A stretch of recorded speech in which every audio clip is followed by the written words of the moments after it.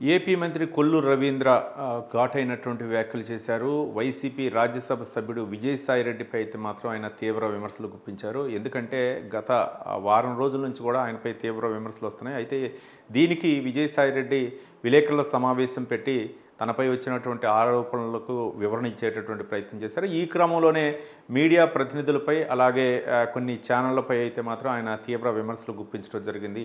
ఆ విమర్శలపైనే రాష్ట్ర ఎక్సైజ్ శాఖ మంత్రి, ఆంధ్రప్రదేశ్ రాష్ట్ర ఎక్సైజ్ శాఖ మంత్రి కొల్లు రవీంద్ర అయితే మాత్రం విజయసాయిరెడ్డిని అయితే మాత్రం విమర్శించారు. అంతేకాకుండా ఆ పార్టీ మాజీ మంత్రి పేర్ని నానిపై కూడా విమర్శలు గుప్పించారు. ఎందుకంటే ఒక మీడియా ఛానల్స్పై అయితే మాత్రం ఆయన విమర్శించిన తీరైతే మాత్రం ఆక్షేపణీయమని అన్నారు. వాడు వీడు ఒరే అనే విధంగా పదజాలాన్ని ఉపయోగించడం అది సహేతుకం కాదని చెప్పేసి మంత్రి కొల్లు రవీంద్ర వ్యాఖ్యానించడం జరిగింది. విజయసాయిరెడ్డి కామంతో ఆయన అనే విధంగా కూడా పదజాలాన్ని ఉపయోగించింది. కామంతో ఆయనకు పిచ్చి పట్టినట్లు చేస్తున్నారు. అలాగే పేర్ని నాని డబ్బు మదంతో వ్యాఖ్యానిస్తున్నారు, ఆయన వెనకేసుకొస్తున్నారనే విధంగా కొల్లు రవీంద్ర మాట్లాడటం జరిగింది. మరోపక్క దీనిపై నిగ్గు తేలుస్తాం, త్వరలోనే వివరణ ఇస్తామని చెప్పేసి కొల్లు రవీంద్ర వ్యాఖ్యానించడం జరిగింది. ఒక పక్క మీ విలేకరులు అంటే రాష్ట్ర ప్రభుత్వానికి అలాగే ప్రజలకు మధ్య, అలాగే ప్రతిపక్షానికి ప్రజలకు మధ్య ఒక వారధిగా ఉండేటటువంటి మీడియాని టార్గెట్ చేయడం ఎంతవరకు కరెక్ట్ అని చెప్పేసి కొల్లు రవీంద్ర విమర్శించడం జరిగింది. మరోపక్క మీడియా ప్రతినిధుల్ని అరే బురేని విమర్శించడం, అలాగే కొన్ని మీడియాల్ని కొన్ని కులాలకి అంటగట్టడం కూడా అది మంచి పద్ధతి కాదు. ఇకనైనా సరే వాళ్ళు మారాల్సినటువంటి అవసరం ఉంది. అలాగే విజయసాయిరెడ్డి అతను మాట్లాడినటువంటి పదజాలాన్ని అయితే మాత్రం తీవ్రంగా విమర్శించారు కొల్లు రవీంద్ర.